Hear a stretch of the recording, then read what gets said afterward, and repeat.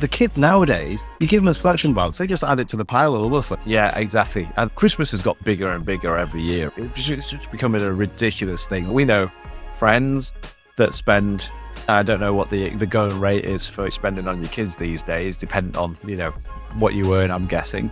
But some of these guys, they'll be spending £1,000 per child in their household. That for me isn't, maybe it's because I grew up without any presents whatsoever, that now I feel like £1,000 per child is excessive. We've got off lightly this year. The boys have asked Santa for different things, and they've been kind to Santa this year. Santa's not going to have too much of a big job this year, which is good. Harder every year now. Yeah. It gets harder because the older they get, the less you've got to buy them. The smaller the presents get as well. The smaller presents. When Jamie and Natasha were 7 and 3 or 4 and 8, and it was like half our room was covered in little boxes and from other people's and whatever, and little boxes. This year, I even said to you, I said, it's looking a bit light this year, isn't it? That's because, and so I felt a little bit sad looking at that. It's not that it's more compact and everything just gets a little bit more expensive every year. Is this the end? Is this the start of the end of that magical era?